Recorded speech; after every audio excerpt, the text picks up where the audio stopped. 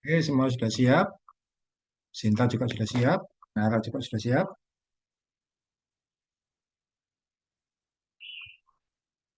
Nah, kalau sudah siap, kita berdoa dulu. Mari kita berdoa. Tuhan Yesus, terima kasih. Siang ini Tuhan, kami mau belajar firman-Mu. Beri kami Tuhan kekuatan, beri kami hikmat, beri kami kemampuan, beri kami pengertian yang baik. Kami serahkan jalannya pembelajaran firman Tuhan ini dari awal sampai selesai. Dalam nama Tuhan Yesus kami berdoa dan ucap syukur. Amin. Ya, minggu siang kita sediakan waktu sebentar untuk belajar firman Tuhan, supaya langkah hidup kalian di masa muda tidak salah dalam langkah, tetap ada dalam terang firman Tuhan, dan tahu apa yang harus diambil, tahu apa yang diputuskan. Nah, sebab dunia ini menawarkan banyak pilihan, tapi pilihan yang tepat adalah yang sesuai dengan firman Tuhan. Oke, kita akan belajar yang lalu kita belajar mengenai kegagalan. Orang bisa gagal dalam hal apa saja dan juga memberi contoh kegagalan. Nara memberi contoh gagal ketika mengerjakan tugas. Sinta memberi contoh gagal ketika mencari pekerjaan yang diinginkan ternyata tidak sesuai yang diharapkan. Hari ini kita belajar yang berbeda yaitu mengenai keberhasilan. Nah, kita belajar mengenai keberhasilan. Kalau boleh disebutkan, kalau boleh dikenali, sebutkan menurut kalian ciri-ciri orang yang berhasil atau orang yang sukses. Berhasil itu kan sama saja sukses. Menurut Nara, apa ciri-ciri orang yang berhasil? Kita lihat, oh dia itu berhasil. Oh anak ini berhasil. Apa menurut Nara? Dua boleh, tiga boleh. Ciri-ciri orang yang berhasil.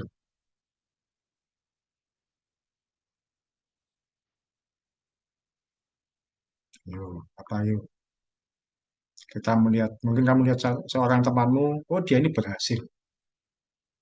Dia ini sukses. Apa menurut Nara ciri-ciri?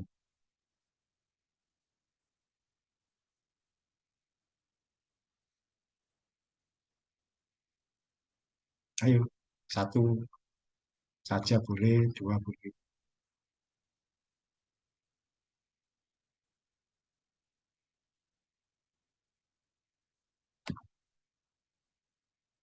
Bisa? Atau Kak Sinta dulu. Menurut Sinta, apa yang bisa kamu sebut bahwa seorang ini berhasil atau ciri-ciri orang yang berhasil atau sukses?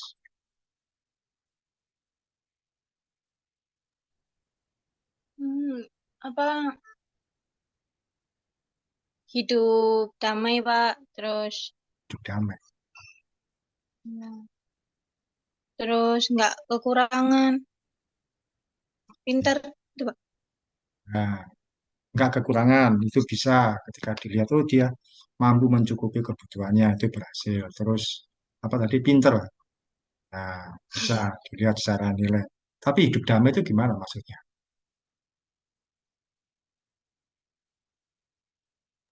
Itu Pak bahagia. Wah, ya, kalau itu eh, kan tidak bisa dilihat dari luar, orang bahagia atau damai. Sukses itu adalah atau berhasil itu yang orang bisa melihat dari luar. Misalkan tadi betul eh, tidak kekurangan, uangnya banyak, nah, itu kita melihat dari luar, oh berhasil, itu berhasil, bukan masalah bahagia. Kalau bahagia kan belum tentu mungkin, tapi kita melihat orang berhasil, oh rumahnya besar, berhasil. Terus tadi, oh pinter anak ini, nilainya bagus-bagus, berhasil. Nara punya gambaran satu saja mungkin contoh orang yang berhasil, berarti gimana? Pintar. Pinter, nah, bisa mungkin punya prestasi yang bagus, jadi kita melihat oh dia berhasil. Ya, jadi keberhasilan itu orang lain bisa melihat dari luar. Orang bisa melihat uh, keberhasilannya itu secara fisik itu bisa dilihat dari luar. Kamu bekerja sebagai apa? Oh, saya pimpinan perusahaan itu. Oh, berhasil kamu sekarang ya. Itu bisa melihat dari luar, itu yang dinamakan dengan keberhasilan. Oke, kita pelajari, tapi bagaimana berhasil yang benar? Kita lihat melalui belajar firman Tuhan siang ini. Pengertian berhasil. Berhasil itu apa sih? Berhasil itu keadaan di mana seseorang mampu mencapai tujuan yang telah ditetapkan. Sekali lagi, berhasil itu keadaan di mana seseorang mampu mencapai tujuan yang telah ditetapkan. Misalkan Nara itu kepingin dia naik kelas dengan nilai terbaik, belajar sebaik mungkin. Dia belajar, belajar, belajar, belajar, ulangan bisa diselesaikan dengan baik, nilainya bagus juga. Nah, ternyata naik kelas 8, nilainya paling bagus dari yang lain. Dia berhasil. Dia mampu mencapai tujuan yang ditetapkan. Kak Sinta juga begitu, mencoba melamar di satu pekerjaan. Saya mau melamar di situ. Ini kalau saya di sana melamar bekerja di situ, saya bisa mengerjakannya. Kak Sinta mengajukan lamaran di situ. Dan ternyata diterima. Itu kan berhasil. Oh, saya berhasil bekerja di sana. Walaupun mungkin ya pekerjaannya biasa, tapi ketika diterima itu berhasil. Saya berhasil bekerja di situ. Oke, ya itu adalah keadaan seorang mampu mencapai tujuan yang ditetapkan. Setiap orang bisa gagal, tapi ada kalanya setiap orang pun bisa berhasil. Apapun latar belakang kehidupannya. Sekali lagi, setiap orang bisa gagal, tapi setiap orang juga bisa berhasil. Kita bisa mengalami keberhasilan di berbagai kehidupan, di pekerjaan, pendidikan, olahraga, keluarga, dan sebagainya. Orang bisa berhasil di pekerjaan, bisa berhasil di pendidikan, nilainya paling bagus, bisa berhasil di olahraga, mencapai prestasi, dapat medali, nah, berhasil di keluarga, keluarga bagaimana ya dia bisa jadi anak yang baik di keluarga itu. Ya, tapi kalau keberhasilan di keluarga ini mungkin kurang bisa dilihat dari luar. Ya pokoknya ketika dia orang melihat bahwa keluarganya baik-baik saja itu adalah keberhasilan. Oke, pembelajaran mengenai keberhasilan yang pertama yaitu Tuhan merancangkan keberhasilan kita. Sinta bisa baca Yeremia 29 ayat 11. Yeremia 29 ayat 11.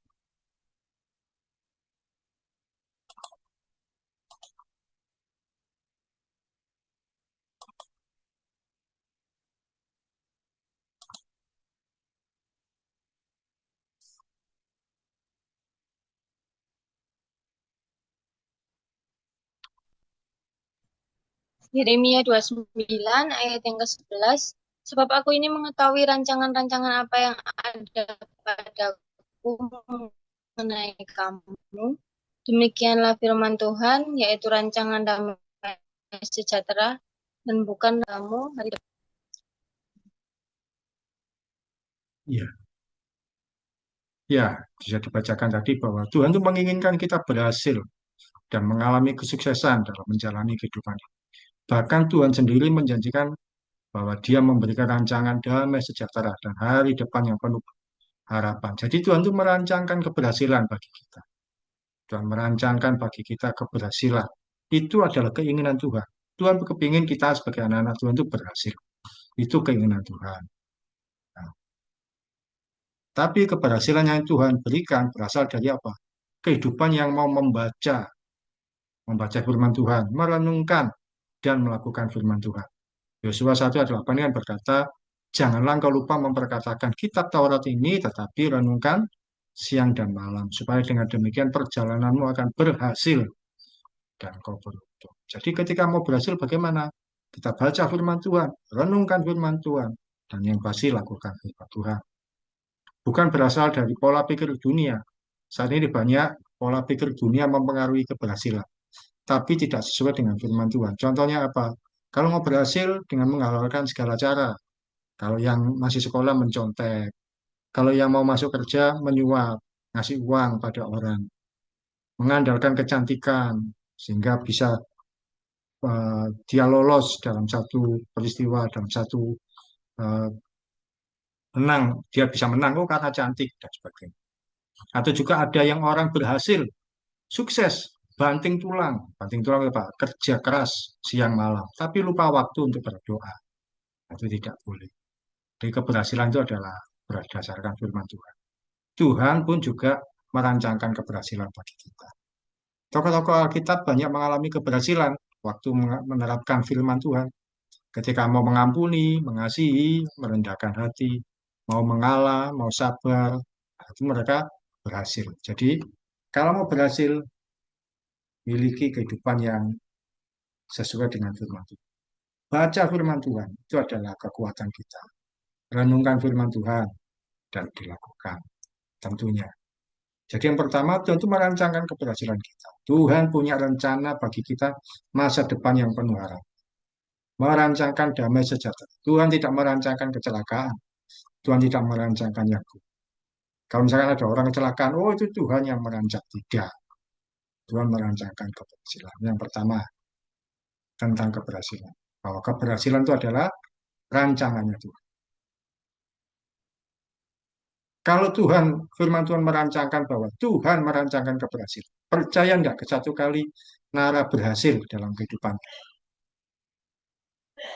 Percaya apa enggak Nara? Hidupmu satu kali yang berhasil. Kalau Tuhan merancangkan keberhasilan sesuai firman Tuhan itu sudah jaminan. Percaya enggak? Sinta akan mengalami keberhasilan di masa mendatang. Lebih dari yang sekarang.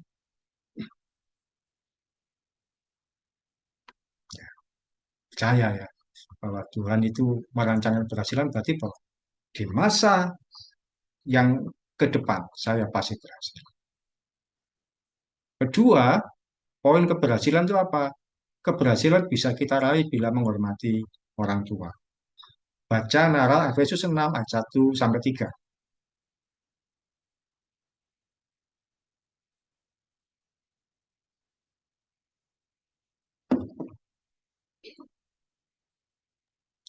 Efesus 6 ayat 1. Hai anak-anak, taatilah orang tuamu di dalam Tuhan, karena haruslah demikian. Ayat 2. Hormatilah ayahmu dan ibumu, ini adalah suatu perintah yang penting, seperti yang nyata dari janji ini. Ayat 3. Supaya kamu bahagia dan panjang umurmu di bumi. Ya, kata berbahagia itu artinya hidupmu itu penuh berkat. Supaya kamu berbahagia, itu artinya supaya kamu diberkati. Setiap kita tentu mau diberkati dengan mengalami keberhasilan. Jadi, kalau ada kata supaya hidupmu berbahagia, itu artinya supaya hidupmu berhasil, supaya hidupmu diberkati. Tapi bagaimana supaya berhasil? Selain faktor Tuhan, ada juga faktor orang tua yang membuat kita berhasil. Kalau kita mau menghormati orang tua, apapun kondisinya, dan apapun latar belakangnya, hidup kita akan menjadi berhasil.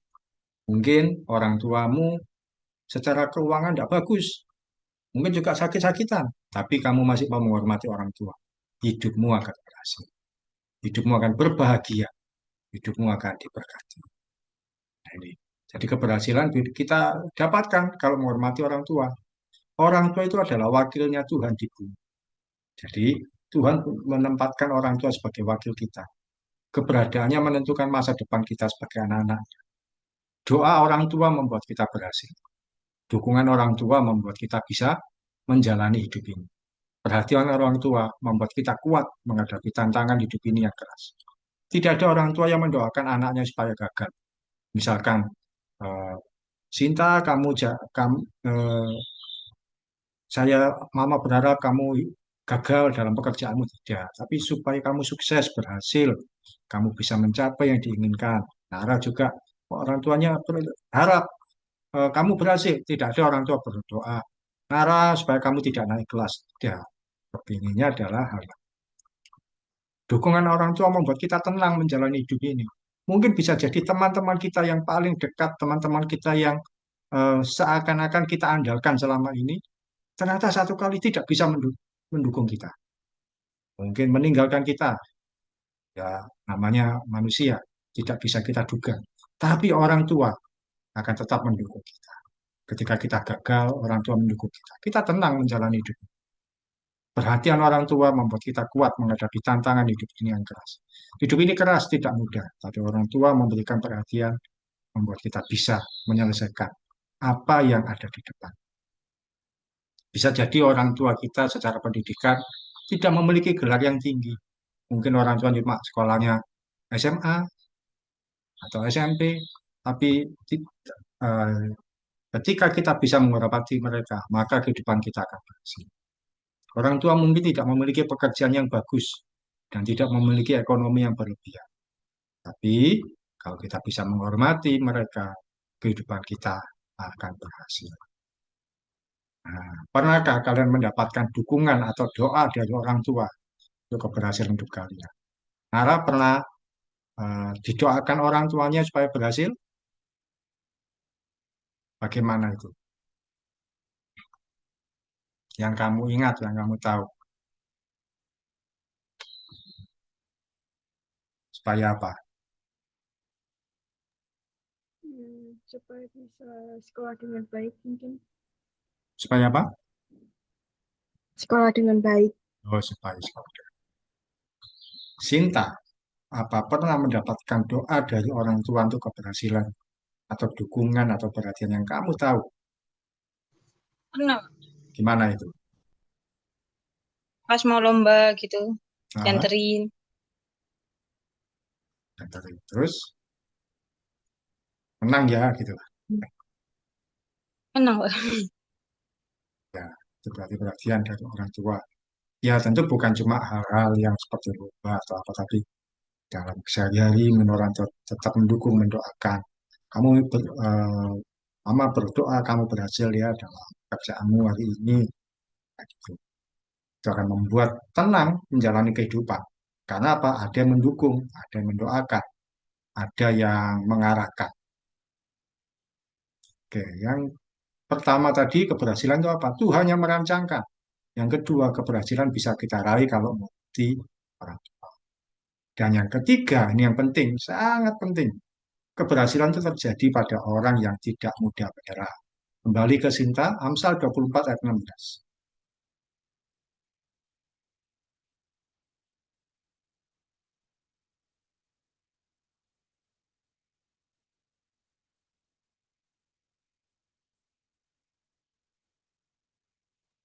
Amsal 24 ayat 16, sebab 7 kali orang benar jatuh, namun ia bangun kembali, tapi orang fasik akan roboh dalam bencana. Amin.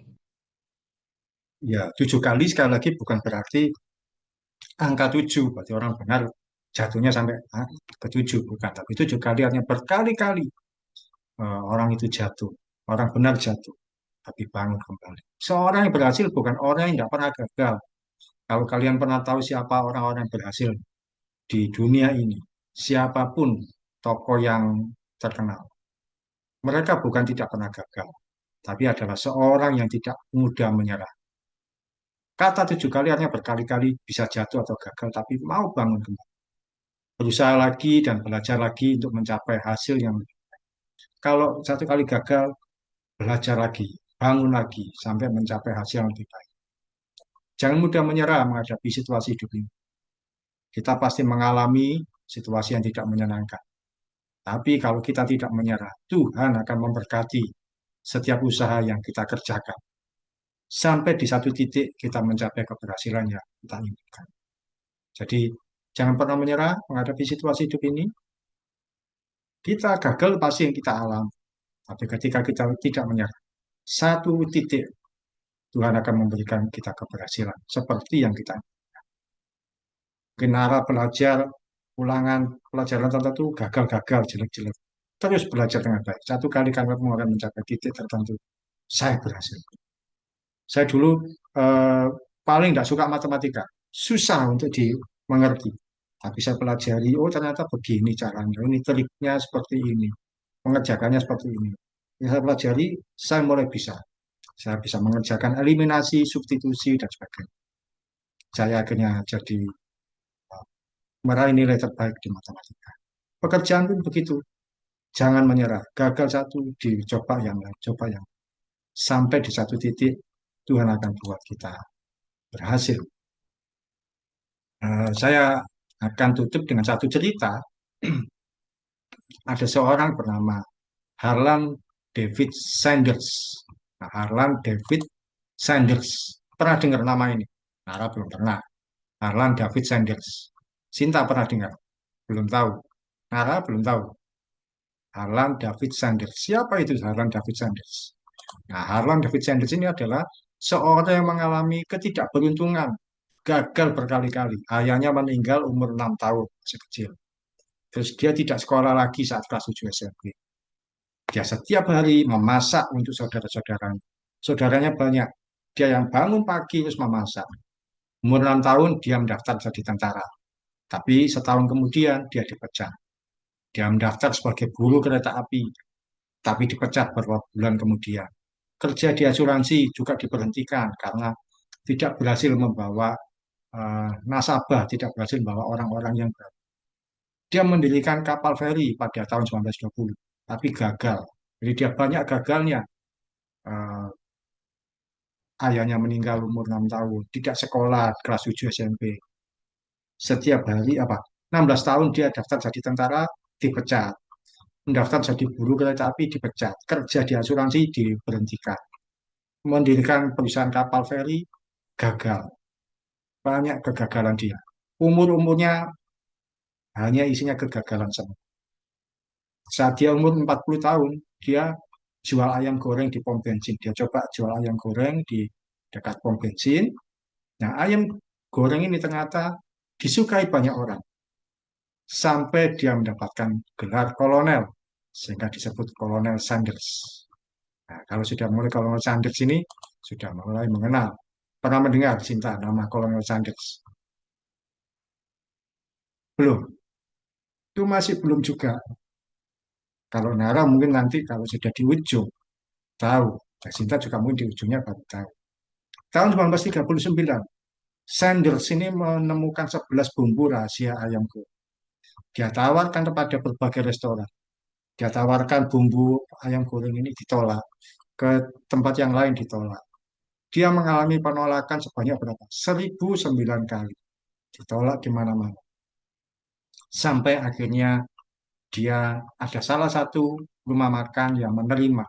Dan ternyata bumbunya itu sangat populer, sangat terkenal. Sehingga dia menjadi raja ayam tepung yang terkenal. Raja ayam goreng terkenal yang disebut dengan nama KFC. KFC itu apa? Tahu, Cinta? Belum tahu juga. KFC, Kentucky Fried Chicken. Itu adalah uh, bumbu ayam tepung yang ditemukan oleh Colonel Sanders. Ciri khasnya apa? Kalau kalian ke food court, kadang menemukan gambar kepala orang yang berjanggut, berkacamata, pakai jas putih, dan pakai dasi kupu-kupu.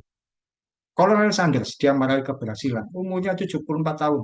Sudah tua banget. Sudah tua sekali. Tapi dia tidak menyerah. Di umur 74 tahun, dia mengalami keberhasilan. Usia yang termasuk tua, tapi dia tidak kenangan semangat. Nah, kita yang masih muda, jangan pernah menyerah. Masih panjang waktu kalian untuk mengalami keberhasilan. Jangan menyerah dan jangan lelah untuk berjuang. Coba kalau misalkan saya beri gambarnya ini, ya, sebentar. Tadi saya siapkan. Oke, nah, nah, nah. Kalau saya beri gambar,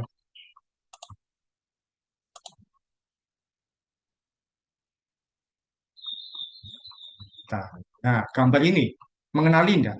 Nara pernah tahu gambar ini? Pernah tahu di mana?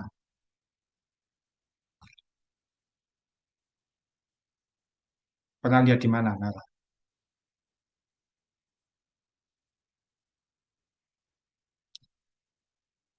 Ya, Sinta, kalau ada gambar ini, mengenali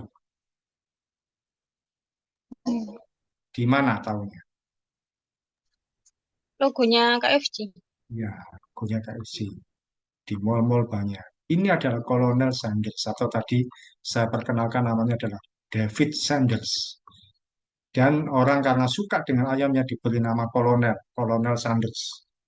Dia membuat rahasia tepung ayam bumbu. Yang sekarang ini banyak disukai orang, banyak ditiru orang. Setelah KFC muncul McD, AW, Texas, dan sebagainya. Bahkan Kalau orang jual ayam tepung di pinggir jalan, mesti nyebutnya ayam ayam Kentucky. Karena berasal dari orang yang punya kegagalan banyak. Masa mudanya penuh kegagalan. Tapi dia mengalami keberhasilan di umur 74 tahun, umur yang sudah sangat tua. Makanya kan gambarnya ini bukan gambar orang yang ganteng, tapi gambar orang yang sudah tua.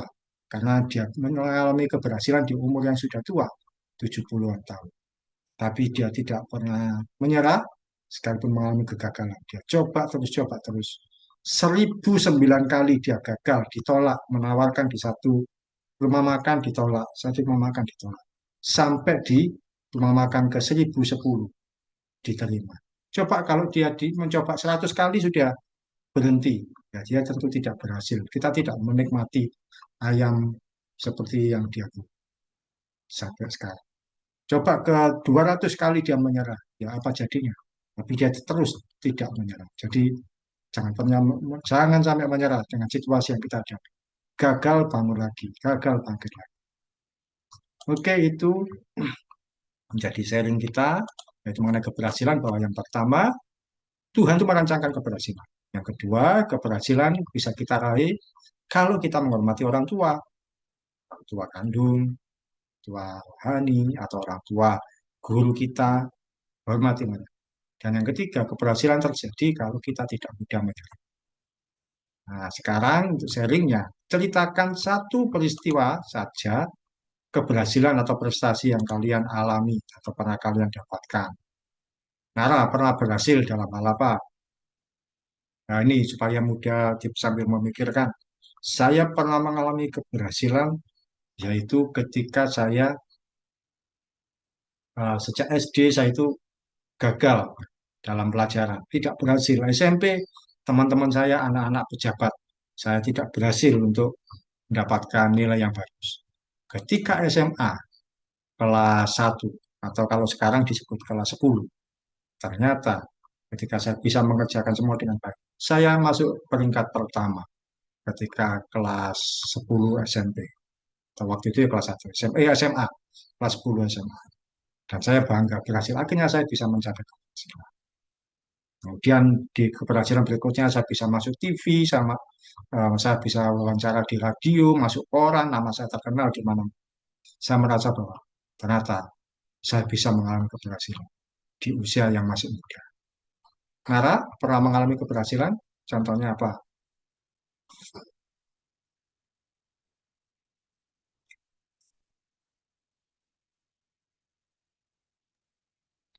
Mungkin waktu hmm, dapat nilai bagus waktu ujian. Oh, dapat nilai bagus waktu ujian. Itu nilai pelajaran apa? Masih ingat apa Anda? Semua. Kenapa? Semua. Oh, semua. Luar biasa. Jadi nilai bagus, akhirnya mengalami, oh ini berhasil. Buat saya tidak apa-apa. Karena berhasil dalam studi. Sinta pernah mengalami keberhasilan dalam hal apa?